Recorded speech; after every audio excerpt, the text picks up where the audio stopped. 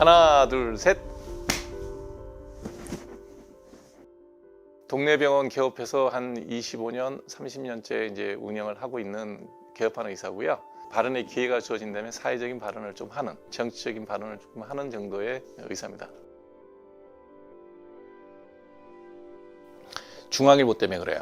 아버지가 학교 선생님인데 되게 어려웠어요. 근데 유일하게 내가 문자를 읽을 수 있는 게 교과서를 제외하고 나면 중앙일보밖에 없어요. 몇 장을 읽으면 하루 내가 문자를 해독할 수 있는 시간이에요. 내용은 모르죠. 뭘 알았겠어. 그것도 매일 읽으면요, 아무리 어린 나이가 돼도 우리 사회가 독재국가구나라는 걸 알게 돼요. 아무리 언론 통제를 해도 그 내용을 읽어보면 박정희 대통령은 독재를 하고 있구나라는 느낌이 들어요. 학교에서 배운 상권 분립이나 이런 거하고는 상관없다는 생각이 들어요. 정치에 관심을 가질 수밖에 없죠. 정치하는 게 꿈이었죠. 왜냐면 그게 세상을 바꾸는 거고 세상을 바로가게 하는 길이라고 생각이 들죠. 그래서 정치가 하고 싶었죠. 제가 피부과를 했던 이유도 정치하려고 했었어요. 내가 피부과를 해서 조금 시간이 남으니까 빨리 자리가 잡혀서 애들 뭐 학비라든지 이런 게 좀 준비가 되면 몸을 빼서 정계로 돌아가겠다는 생각을 했죠. 그래서 레지던트 할 때도 정치에 대한 얘기나 뭐 사회문화적인 문제는 고민을 하고 책도 보고 이런 노력들은 거의 병행을 했죠. 개업을 했어요. 이건 좀 다르더라고요. 피부과도 개업을 하니까 다른 과랑 똑같아요. 너무 힘든 거예요. 전심전력을 다해야 잘 되지 널널하게 뭐 저녁 시간에 따로 좀 쓰고 이게 안 돼요. 그러다 보니까 한 10년이 훅 가더라고요.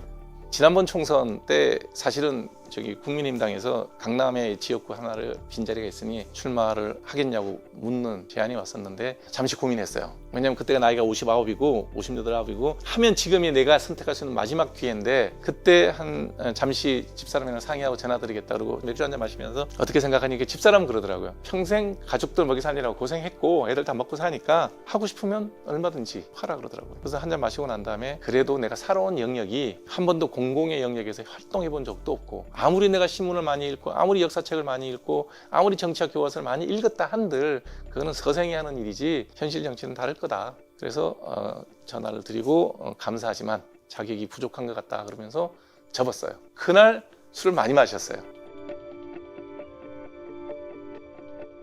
저는 이제 김종인 박사님하고 개인적인 친분이 있으니까 뭐 가끔 이렇게 만나서 식사도 하고 뭐 세상 사람들은 나를 바라보기에 그냥 피부과 개업하는 회사 방송 좀 할 줄 아는 뭐 재밌는 사람 뭐 이런 정도로 기억을 하지 김 박사님은 저는 그보다 많이 알고 있어요. 저를 일주일 전에 갑자기 문득 출근해서 전화가 와서 자기를 좀 도와줄 수 있겠냐고 해서 박사님이 하시는 일이면 제가 뭐든지 돕겠습니다. 그 의미가 뭔지는 잘 모르겠지만 박사님이 어느 대선 캠프에 가서 주도적인 일을 하시겠구나라는 느낌은 알죠. 그게 저는 그렇게 대답하고 끝났어요. 잊어버렸죠. 왜냐하면 그게 내 생업이 아니니까. 갑자기 일요일 날이에요. 전화가 와요. 친구한테서. 야, 너 선임 됐는데 야, 그거 3, 4선 국회의원들도 하기 힘든 자리야. 장관급이야. 뭐 축하해. 뭐 이런 얘기를 하더라고요. 그래서 그래? 인터넷 들어가서 보니까 이제 그렇게 떴더라고요. 야, 이거 이 정도 자리는 아닌데. 전화가 와서 몇 년 전에 이런 얘기를 한 적이 있니? 그래서 그럼요. 그 월간조선에 다 나오는 얘기고 인터넷에 많이 나오는데 제 이름 검색하면 함익병 망언이라고 떠요. 내용은 그게 아닌데 거두절미해서 문맥 몇 개만 따오면 그렇게도 얘기할 수 있어요. 해명과 사과가 필요하지 않냐고 그러더라고요. 그래서 무슨 말도 안 되는 얘기를 하냐. 사과 생각은 전혀 없고 해명할 기회를 준다 그러면 설명을 내가 다시 기자 앞에 드리는 시간을 주시면 내가 하겠다 그랬어요. 사과를 하라는 얘기는 내가 누군가한테 피해를 줬거나 범법 행위를 했거나 사회 상규에 어긋나는 정말 이상한 주장을 했거나 그러면 모르겠는데 할 수 있는 정도의 난 얘기를 했다고 생각해요. 지금도 그 생각은 변하지 않아요. 그때 했던 발언 중에 독재를 찬양했다. 독재를 찬양한 게 아니라 우리 인류가 살아온 긴 세월 동안 우리가 정치 체제라는 것을 인간이 그 시대 상황에 맞게 많은 체제가 만들어져 오고 사라지고 그랬어요. 근데 그 시대의 그 정치 체제가 가장 효율적일 때 그 나라가 극성기에 이르렀어요. 그리스가 아테네 같은 경우는 직접 민주정을 택했고 스파르타가 펠로폰네소스 전쟁을 통해서 집권을 하는 이런 과정들이 지금 우리의 잣대로 갖고 이 얘기를 하면 직접 민주정을 하고 있는 아테네 같은 나라가 민주정인데 졌잖아요. 민주주의를 운영하는 시스템에 에러가 생겨갖고 능력 없는 지도자가 집권을 하는 사이에 스파르타한테 진단 말이에요. 그럼 민주정이 잘못된 거예요? 그런 오류가 있을 수 있다는 거예요. 그러니까 시스템이라는 거는 그 시대 상황에 따라 바뀌는 거죠. 그 과정 중에 독재도 있고 왕정도 있고 원수정도 있고 과주정도 있고 귀족정도 있고 온갖 형태의 정치 형태가 있는데 박정희 대통령 시절에 그 독재라는 것이 피해자가 있죠. 그 누가 부인합니까? 그분이 독재한 걸 보고 내가 정치를 저러지 말아야 되겠다고 생각하고 공부를 했던 사람인데, 그러나 또 나이 들어 세상을 바라보니 이 산업화의 기반을 닦은 건 역시 사실이라는 거예요. 그래서 제가 비유를 할 때 극단을 비유했어요. 나라를 말아먹었던 아테네의 중후정치와 같은 민주정이라면 독재를 짧게 하는 게, 나라를 그래서 자리를 반석에 올리는 게 뭐가 나쁘냐? 그러면 그게 독재 찬양입니까? 그거 딱 쳐서 박정희 찬양, 독재자 찬양 이렇게 갖다 붙이는 거예요. 그래서 제가 괴벨스라고 얘기한 거예요. 나한테 한 문장만 갖고 와라. 누구든 범죄자를 만들어줄 수 있다. 고대부터 근대까지, 그 다음에 동양과 서양까지 다 두루보면 여러 가지 정치 형태가 혼재해 왔는데 어느 제도도 절대적으로 옳은 제도는 없다는 거예요. 그러니까 처칠이 한 얘기가 또 유명한 얘기가 있죠. 민주정이란 가장 나쁜 worst governmentship이라고 그랬어요. 그리고 또 뒤에 단, 우리가 인간이 해왔던 여러 정치제들 다 제외하면 제일 나쁘다는 거예요. 그러니까 인간이 해왔던 여러 정치제 중에서는 그나마 그게 제일 낫다는 거예요. 베스트가 아니라는 거죠. 저는 박정희 대통령에 비하면 08과2라고 봐요. 제가 했던 내용이 독재 찬양이라는 내용이 그런 내용이에요. 그 얘기를 지금 같은 사회 분화에서 말을 하니 제가 와이프한테 혼나는 거예요. 세상이 그렇지 않은데 왜 그 얘기를 하냐. 시대에 맞지 않는 얘기를 한다는 거예요. 아니, 저는 그렇게 생각 안 해요. 시대가 또 바뀔 수도 있어요. 그래서 너무 시에 맞춰서 세상 사는 데 가서 맞춰 살고 싶지는 않은 게 제 생각이에요. 야, 지금 이렇게 계속 떠돌아다니면 손주가 돌인데 나중에 이걸 보면 우리 할아버지가 독재를 미화했나? 이런 생각이 들더라고요, 갑자기. 우리가 이 시민사회에 살아가면서 누리는 자유와 권리가 있다면 그에 따른 책임과 의무는 하자는 거예요. 헌법에 명기된 우리나라 4대 의무가 있죠. 그 국방의 의무를, 우리나라에서 국방의 의무를 다 하는 사람 숫자보다 국방의 의무에서 면제되거나 면탈하는 사람 수가 더 많아요. 사람들은 군대는 다 갔다 온다고 생각해요. 다 아니에요. 소수만 가고 다수는 안 가요. 내 신체를 국가가 마음대로 갖다 쓰는 게 국방의 의무예요. 그리고 헌법은 남녀를 구별하지 않고 적용하는 게 헌법이에요. 대한민국의 국민은 병력의 의무를 진다예요. 그럼 그 병력에서 면제된 사람이 60%고 가는 사람이 40%예요. 그 40%가 기꺼이 가는 건 모르겠는데 어느 누구도 가고 싶지 않아요. 그렇게 갔다 온 사람들한테 최소한의 손실 보상은 있어야 된다는 거예요. 대단한 혜택까지 줄 필요는 없어. 1년에 논문 서너 편씩 쓸 수 있는 나이에 3년 3개월을 군대를 갔다 왔어요. 그 시간들이 다 기회비용이에요. 그 사람들한테 사회에 나갈 때 불이익을 주면 곤란하잖아요. 어느 시험을 보든 공무원 임용시험에서 한 3, 4% 가산점이 있었고, 의사들 같으면 인턴 시험 볼 때 10% 줘요. 그 정도면 뭐 3년 군대 갔다 온 거 시험 볼 때 불이익이 안 돼요. 그런데 제가 인턴 시험 보러 갔는데 없어졌대, 그게. 내 동기 중에 4명 됐어요. 다 떨어지는 거예요. 그 다음에 보니까 점점 다 여자만 돼. 여자하고 군대 갔다 온 사람하고 시험을 같이 보거든요. 어떻게 이겨요, 그거를? 그냥 불합리하잖아요. 국방의 의무에 대해서. 안 하겠다 그러면 군대 안 간 사람하고 갔다 온 사람하고 그럼 권리 행사도 좀 차별을 둬야 되는 거 아니냐고. 뭐 4대 의무 중에 하나 안 했으니까 4분의 3만 하면 되겠네 라는 게 이제 단순하게 뒤에 한 얘기예요. 그게 현실적으로 가능하지 않다는 걸 제가 모르겠어요. 내가 현실 정치인이고 그걸 법제화하겠다는 사람도 아니고 그럴 능력도 없고 공공의 인터뷰이긴 하지만 그 말을 한 건 사실이고, 앞뒤 맥락을 다 보면 우리가 누리는 권리와 자유가 있다면 의무와 책임도 따른다. 그 얘기를 얘기한 거고, 지금도 저는 병력을 다한 사람들에 대해서 그게 병력이 됐든 국가에 대한 어떤 다른 봉사가 됐든 거기에 대한 상응한 대가는 있어야 된다. 아마 많은 여성분들도 누구의 엄마고 누구의 누나고 자기 형제들 중에 남자도 군대 간 사람 다 있어요. 그 어느 분들도 제가 하는 얘기에 대해서 몇 %의 가산점을 줄지, 어떤 베니핏을 줄 건지에서 고민을 하지, 너가 하는 얘기 틀렸다고 얘기할 사람은 대한민국에 난 거의 없다고 봐요. 이거는 안티 페미니스트, 저는 페미니스트한테 그런 개념도 없어요. 남녀가 똑같은데 그런 개념은 전혀 없어요. 제가 적극적으로 해명을 하지 않는 이유가 각자 생각이 다르니 마음대로 생각하라고 두는 거예요. 다만 그게 나한테 현실적인 피해가 된다 그러면 나도 적극적으로 해명을 하겠죠. 나도 손주 얼굴 안 봤으면 이런 얘기 안 했어요. 냅둬요. 정말로 그걸 영구적으로 이런 식으로 계속 갈 것 같으면 나는 뭐 정말 자유와 권리에 따르는 의무와 책임에 대한 얘기를 우리 그냥 헌법에 그렇게 쓰면 안 되죠. 그게 현실적으로 불가능하니까 주제는 거예요. 하다못해 종교적 이유로 군대 안 가는 것도 이제 용인하는 세상이 되잖아요. 그러면 거기는 다른 사람은 왜 다 빼줘요? 여자는 사회봉사하면 안 됩니까? 거기에 어떤 사람이 출산을 갖고 얘기해요. 출산은 강제가 아니에요. 그리고 전 지금도 정부에서 출산 장려 정책하는 건 전 반대예요. 아기를 넣고 안 넣고 결혼하고 안 하고는 개인의 자유와 개인의 행복을 위해서 하는 거지, 국가를 위해서 민족 중에 역사적 사명을 또 애를 놓는 일이 아니라고요. 왜 말도 안 되는 얘기를 합니까? 내가 결혼을 하고 내가 아기를 놓는 거는 좋은 상대를 만나서 저 사람이랑 같이 살면서 저 사람과 나를 통해서 아기를 낳아서 키우고 싶은 개인의 욕망이지 애국하기 위해서 하는 게 아니라고요. 우리 젊은 친구들이 아기를 놓지 않고 결혼하지 않는 이유가 다른 이유잖아요. 경제적인 힘듦, 사회가 힘듦, 젊은 사람들이 좀 더 살기 좋게, 젊은 사람들이 기회를 많이 줄 수 있게 그런 노력을 하는 거는 맞지만 출산율이 낮다, 그거 얘기하지 말자고. 그건 개인의 선택이에요.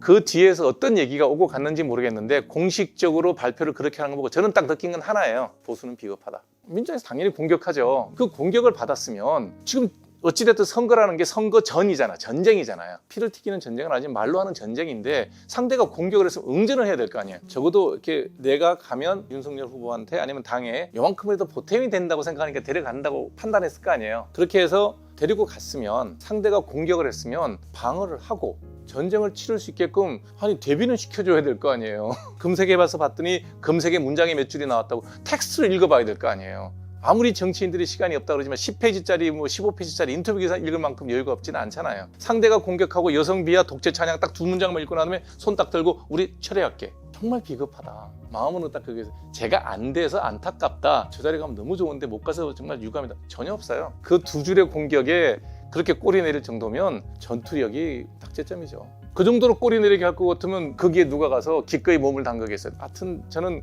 그걸 보고 저 전투력 갖고 전쟁에서 이길 수 있을까 하는 생각이 들더라고요. 그때도 5년 전 선거 때는 문재인 후보 캠프에서 연락이 와서 좀 도와달라고 그러길래 그러겠노라고 약속을 했는데 그것 때문에 철회를 한대요. 그래서 그럼 철회하시라고. 나는 정치를 하는 사람들이 국민들하고 얼마나 호흡을 같이 하느냐가 중요하다고 생각해요. 누가 대통령이 됐든 저는 단 한 번도 우리나라에서 선거로 대통령 된 분 중에 내 대통령이 아니라고 생각한 사람이 없어요. 우리나라 대통령이 다른 나라 가서 무시받으면 기분 나빠요. 나 저 사람 지지 안 했으니까 저 사람 외국 나서 박대받고 오는 게 좋아? 그거는 말이 안 되는 얘기죠. 생각이 그런 사람이에요. 그래서 터무니없는 일로 현 문재인 정부를 비난하면 저는 거기에 대해서는 너 생각이 난 다르다고 얘기를 해요. 사람들이 하나가 싫으면 다 싫은가 봐요. 저는 하나가 싫어도 또 좋은 게 있으면 좋다고 얘기해요. 제가 그럼 이상한 사람인지 모르겠어요. 저는 사안별로 그렇게 봐요. 저는 그것 때문에 정치 안 한다고 생각하지 않아요. 저는 지금 당장이라도 정치가 내가 해야 되고 정말 시대가 나를 불러서 꼭 너 나와서 하라 그러면 해요. 해명하죠. 그거 갖고 부끄럽거나 괜한 말을 했다? 아니요. 그런 거 없어요. 집사람은 지금도 그래. 당신이 그때 그 말만 안 했으면 인생이 달라졌을 거다. 그거 상관없어요. 하고 안 하고는 제 의지지 타이에 의해서 그 발언이 내 발목을 잡아서 못한다 그렇게 생각 안 해요. 지금까지 제가 살면서 나 스스로에게 부끄럽지 말자는 게 제일 기본이에요. 그래서 누가 나에 대해서 뭐라고 얘기한들 그게 뭐 법적으로 송사가 될 것 같으면 모르겠지만 네가 그렇게 해석했다 그러면 너의 해석의 문제지 내가 거기서 아니에요 내가 이렇게 얘기했어요 라고 설명할 이유도 느끼지도 않고 필요도 느끼지 않아요. 그래서 안 하는 것뿐이에요. 누가 나한테 손가락질하고 욕하는 것에 대해서는 별로 개의치 않아요. 그러니까 제가 정치를 할 수 없는 성격 중에 하나도 그런 거예요. 정치를 하려면 세간의 평에 비율을 맞춰야 되는 것 같더라고요. 정치를 한다고 나서는 순간에 성격이 확 바뀌겠어요? 그건 아니거든요. 그러니까 제 천성이 정치하고는 거리가 있게 살아왔고 성격도 그런 것 같아요. 좋아는 하는데 잘은 못할 사람이야. 내가 그거를 너무 관심 있어 하고 좋아는 하는데 잘할 능력은 못 돼요. 일단 거짓말은 못 해요. 세평을 두려워하지 않아요. 무슨 정치를 하겠어요? 근데 좀 바뀌었으면 좋겠어요. 세상이. 세평을 두려워하지 않고 10년 뒤에 우리가 어떻게 돼야 된다라고 주장할 수 있는 사람이 리더가 됐으면 좋겠다는 게 제 생각이에요. 개인적으로 만나서 얘기하거나 그런 오락부를 얘기할 때는 굳이 인상이 안 써져요. 근데 진료가 딱 되면 얼굴이 미소가 없어져요. 저도 몰랐어요. 근데 아무리 피부과라 하더라도 진료를 하게 되면 그때는 긴장을 하는 거죠. 의사가 환자한테 무슨 정보를 전달할 때는 굉장히 정확해야 돼요. 그러다 보니까 딱딱하게 얘기할 수밖에 없고 그 다음에 의사는 환자한테 싫은 소리밖에 할 게 없어요. 그걸 순화시켜서 얘기하면 좋지 않느냐라고 얘기하는데 순화시켜서 편하게 얘기하면 환자분들은 가볍게 들어요. 병원은 와서 서비스를 받는 데가 아니다. 저는 그 과정이 좀 딱딱하고 불친절한 소리 들어도 환자가 빨리 나오면 저는 그게 제일 좋다고 생각하고 얘기를 하는데 어떨 때는 환자랑 트러블이 생길 때도 있어요. 그러면 이제 뭐 기분 나빴다 그러면 사과는 하죠. 전 국민의 백신 접종률이 18세 이하의 청소년 빼고 나면 거의 90%대가 넘은 95%더라고요. 내가 11월 달 조사해보니까. 그런데 감염 환자가 이렇게 는다? 그럼 백신의 효용성에 대해서 한번 따져봐야 되는 게 아니냐. 의학도 의과학이잖아요. 과학을 하는 사람이면 합리적 추론을 가지고 의심해보는 게 정상이잖아요. 다만 제가 이번에 이런 문제를 방송을 만들어야 되겠다 생각한 건 뭐냐면 지금까지 0세부터 10세까지 사망 환자 3명이에요. 그 다음에 10세부터 19세까지 20세 미만에는 사망 환자 제로예요. 그런데 왜 그 사람들한테 백신을 왜 맞으라고 얘기하냐 이거죠. 인플루엔자 바이러스는 소아 영아에도 많이 생기고 에이징 그룹에도 많이 생기는 U자 커브예요. 그런데 이상하게 코로나19는 영유아부터 시작해서 20세까지는 이상하게 발생 빈도도 낮고 중증 환자도 없고 그냥 노령 인구에서만 이렇게 커브가 올라가요. 그래서 사망률은 전체 사망자의 50% 이상이 80대 이상이에요. 코로나로 사망했느냐 지병 때문에 사망했느냐에 대한 논란이 생길 수밖에 없다는 거예요. 5,300명이 사망했을 때 코로나만 감염돼 있었고 나머지 아무런 지병이 없었던 사람은 169명이었어요. 3.4%라는 거예요. 그러면 96.6%의 환자는 뭐냐? 기저질환이 1.8개를 갖고 있었다는 거예요. 그것 때문에 돌아가셨는지 정말 코로나 때문에 돌아가셨는지 그것도 또 데이터가 다 나와 있지 않아요. 어린 친구들은 선천면역, innate immunity라고 자기가 갖고 있는 선천면역이 있는데 이 선천면역이 바이러스가 들어오자마자 작동되는 면역이에요. 그래서 바이러스가 일단 들어오자마자 기선을 제압당한다는 거죠. 어린 사람들은, 20세 미만은. 그래서 증상도 잘 심하지 않고 경증으로 끝나는 거죠. 그리고 이미 확 눌러버리기 때문에 전염력도 떨어진다는 거예요. 1차 innate immunity가 약한 경우라면 바이러스가 들어갈 때 그걸 1차에서 막지를 못해요. 그렇기 때문에 양성자는 늘 수밖에 없죠. 백신이 작용하는 것은 1차 저지선이 뚫리고 2차 저지선, 후두 이하로 내려가서 중증이 될 때는 그게 2차 면역이 작동할 때예요. 와렌스키가 얘기했던 이 백신은 델타 변이까지가 나왔다 하더라도 환자가 중증으로 입원하는 경우, 그 다음에 사망에 이르는 그 두 가지는 확실히 막을 수 있다. 고로 맞아라. 이게 1번이었고 그리고 뒤에 나오는 대목이 뭐냐면 트랜스미션에서는 우리 백신이 can't do anymore to prevent. 막은 데는 더 이상 할 역할을 하는 것 같지는 않다. 이렇게 얘기한 거예요. 백신을 맞아도 전염, 트랜스미션을 막을 수 없으니 마스크 쓰라. 이렇게 마스크를 쓰라가 주안점이었어요. 결론은 트랜스미션을 못 막는 건 사실이라는 거예요. 지금 오미크론 터지고 난 다음에는 아예 이스라엘 같은 경우에는 4차 백신을 맞고 난 다음에 이제는 더 이상 사회적 거리두기는 포기하잖아요. 백신이 무용하다고 나는 말을 못하지만 이 데이터는 공정하게 숫자가 얘기하잖아요. 거기에 무슨 정치적인 함의가 있고 뭐가 있냐 이거예요. 저는 백신이란 백신이 나오면 다 맞는 사람이에요. 조심해서 쓰자고요. 조심해서 쓰자고. 20대까지 단 한 명도 안 죽었는데 백신 맞고 죽은 젊은 애가 4명, 5명 좀 되더라고요. 그 부모한테는 뭐라고 설명할 거예요? 전체 국민의 안전을 위해서 당신의 아들의 생명을 바친 것을 희생을 기쁘게 생각하십시오. 이렇게는 말하면 안 되잖아요. 백신의 공리주의, 백신을 맞으면 전염병이 예방이 돼서 전체 국민이 안전해진다. 소수의 아이덴티파이어블, 통계적 숫자에 비하면 미미하지만 내가 보는 사람이 죽었단 말이에요. 내 가족이 죽었다고요. 그 사람들은 어떻게 얘기할 거냐. 그러니 백신을 강제하는 것은 특히 호흡기 질환의 백신을 강요하는 것은 굉장히 문제가 많다. 개인의 선택이에요. 정부에서 한 여러 가지 규제 때문에 어쩔 수 없이 백신을 맞은 사람들이 전부 다인데 그 사람한테 부작용 생겼을 때 당연히 인과관계 입증할 방법이 없어요. 피해자가. 의사도 입증 못해요. 앞서서 백신을 맞았고 뒤에 사망이 했으면 그건 일단 인과관계를 맺는데 제일 중요한 기준이라는 거죠.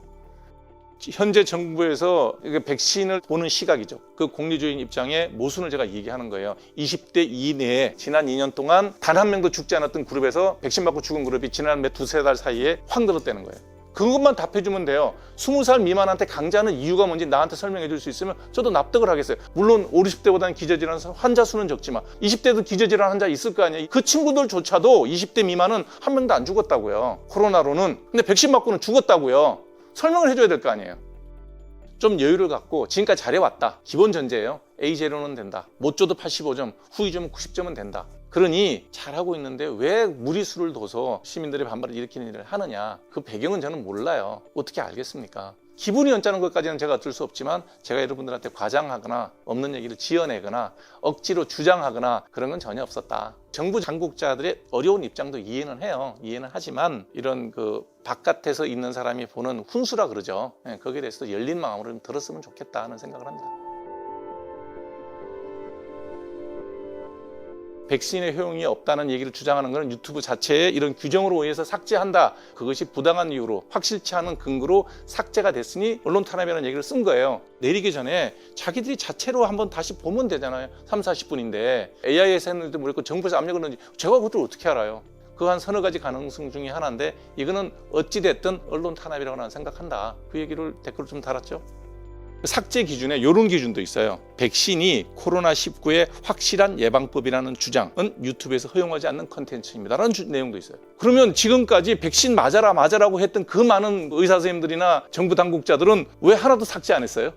저도 보고 깜짝 놀랐어요. 백신의 효용이 의심이 된다 그래도 삭제, 백신의 효용이 있다 그래도 삭제. 그럼 백신은 말하지 말라는 얘기예요. 이거만한 규정이 어디 있습니까? 어느 신문사에서는 이쪽을 인용해가지고 유튜브에 탄압이다 그러고, 어느 언론사에서는 아래쪽 기사를 갖고 탄압이다 그러면 그냥 우리가 좌우놀이 싸움하는 거지 백신에 대해서 얘기하지 말라는 얘기예요. 의학적인 문제를 다루는 데 있어갖고 정치적으로 전혀 개입하지 않아요. 예를 들어서 제가 지지하지 않는 분이 환자로 와도 똑같이 치료해요. 당신이 어느 당을 지지하십니까? 물어보고 난 다음에 환자 보지 않아요. 그게 전문인의 속성이에요. 왜 우리 사회는 어느 특정 영역의 전문가들이 하고 있는 행위에 대해서 정치적인 시각을 갖고 보냐 이거예요. 그거는 정말 자기 눈에 투명한 안경을 쓰는 게 아니라 선글라스를 늘 쓰겠다는 얘기예요. 그거는 본인을 위해서도 좋지 않고 우리 사회를 위해서도 좋지 않고 우리 국가를 위해서도 좋지 않고 미래를 위해서도 좋지 않은 생각이에요.